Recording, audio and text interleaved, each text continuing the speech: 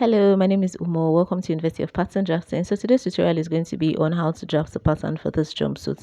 So first off, bear in mind that to draft this pattern, we need a basic bodice pattern as well as a palazzo pattern. I have drafted these patterns in previous videos, so please follow the link in the description box to watch how to draft those two patterns because that's what we're going to be using for this tutorial. We would also be making use of our basic sleeve pattern as well as our basic bishop collar pattern. So please follow the link in the description box to watch this tutorials. Okay, so this is my palazzo pattern and this is the back pattern, this is the front pattern, and you can go ahead, there's no allowance on this pattern, so you can go ahead and impute all of your allowances before you start to draft your pattern. This is my band, the band for my trouser, so I am going to be going ahead to sellotape that back to the to the palazzo pattern. Do you understand that? So after doing that, this is my basic bodice pattern, this is my back pattern. Do you understand? So this is how we're going to be aligning it after you have sellotaped your band back to your trouser pattern. Do you understand that? So let's start with the front pattern. So this is my front pattern. I'm gonna head to sellotape my band back to my palazzo trouser. Please bear in mind that the basic palazzo pattern actually starts from my navel, and I added that 2 inches band just because you know your half length starts at 2 inches above your navel. Do you understand? So that's the essence. So this is actually my navel line. That's where my navel is. So I raised that pattern up by 2 inches just so that the cut of this jumpsuit will be 2 inches above my navel. Do you understand? So this is the basic bodice pattern, which stops at 2 inches above my navel. Do you understand? So when I place both patterns together, I have my full length. I hope that is clear. Can you see that? So I have my full length, which is about 60 inches. Do you understand that? So I hope this is really clear. I hope this is really clear. Just bear in mind that your half length is 2 inches above your navel line. Do you understand? So whatsoever you're doing, ensure that your basic bodice pattern stops at that 2 inches and then your palazzo pattern starts above 2 inches. So this is my front neckline width, which is 2.5 by 2.5 inches. If you're a plus size, you can use 3 by 3 inches. But this is a bishop's collar neckline. So you need the cut to be as close to your neck as possible. Do you understand that? So also bear in mind that there's no allowance on this basic bodice pattern. So when cutting on your fabric, please ensure that you impute your allowance. So this is me placing the patterns back together. Please bear in mind that jumpsuits can either have a half cut or not. If you don't want it to have a half cut, just sellotape the pattern, the basic bodice pattern and the palazzo pattern together. Do you understand? So this is my back pattern. My back neckline is the same 2.5 inches width and then 1 inch depth. Do you understand? So if you don't want it to have a cut, just sellotape the pattern pieces together and cut it as a whole.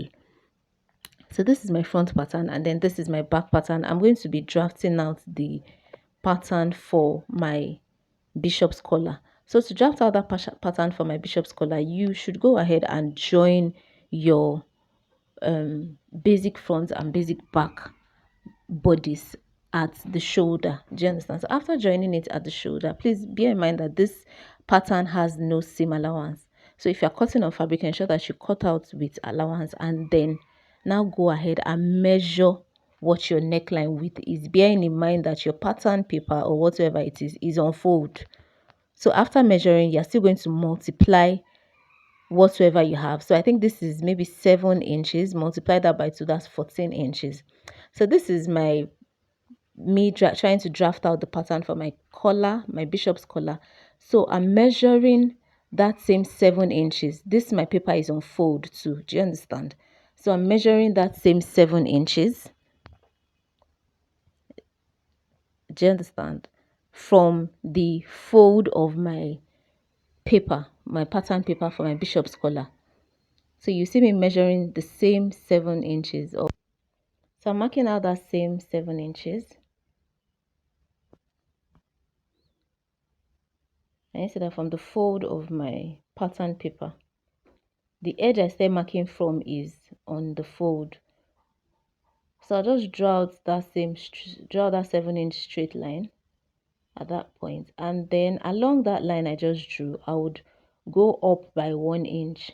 Can you see that? I've marked one, that's 1 inch, and then I'll find half of that 7 inches, which is 3.5 inches. So can you see? And I'm going to mark that point.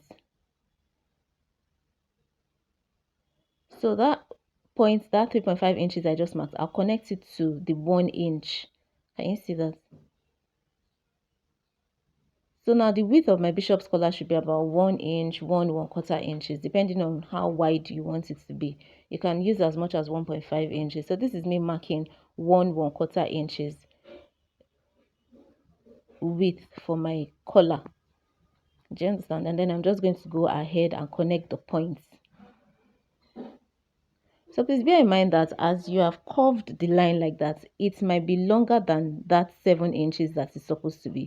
So measure the line and ensure that it's 7 inches. If it's not, that is, mark where 7 inches is and redraw the line so that your pattern is accurate. So as have curves, do you understand? They're not just straight. You can actually have it straight, seeing as this one is this portion of the collar is going to be sit at the back. Do you understand? So you can actually have it straight, or you can decide to curve the top of it. Do you understand? Me, I've decided to curve my own slightly, so this is what it looks like.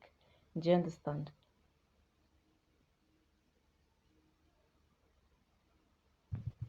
So you can go ahead and cut out that. So bear in mind that this pattern now, you're going to use it to cut your interfacing. The interface, you can use ST as your interfacing, or you can use BFF, or whatsoever form of interfacing that you want to use. So cut your interfacing exactly like this. Then when you're cutting out on your fabric, impute 0.5 inches are all around this pattern. Do you understand? So let your fabric be wider than your interfacing by 0.5 inches at all points. So after doing that, you can now go ahead and let the center front of your collar pattern match the center front of your pattern paper. Can you see the way it goes? Do you understand? So that is what it is supposed to look like.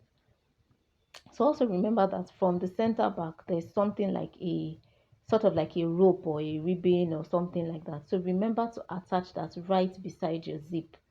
Do you understand? So this is my sleeve pattern. This is my front sleeve. This is my back sleeve. And then I'm going to go ahead. Remember that this sleeve has some. I'm going to go ahead and redraw my basic sleeve pattern to make allowance for that. So my sleeve biceps width is 7.5. I'll mark that same 7.5, or you can use 7 inches at my wrist level. Do you understand? And then also remember that your sleeve has a band. So this is my full sleeve pattern, which is about 23 inches.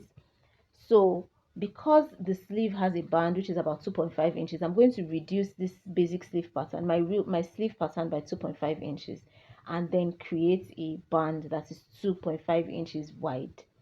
Do you understand? So I hope this is really clear.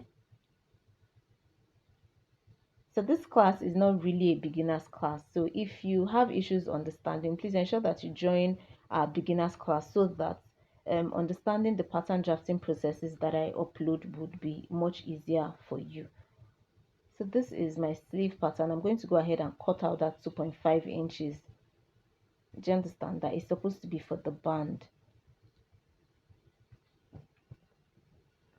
So I'll cut that out, and then remember that for your band now, your band, the width of your band should be 2.5 inches by, let's say if your wrist is 9 inches or maybe 8 inches, between 8 and 9 inches for most people, your wrist band should be, see what it looks like now, 2.5 inches by 9 inches. So all of this is on fold. It's folded into two at that point, and it's also folded into two at the center of the sleeve.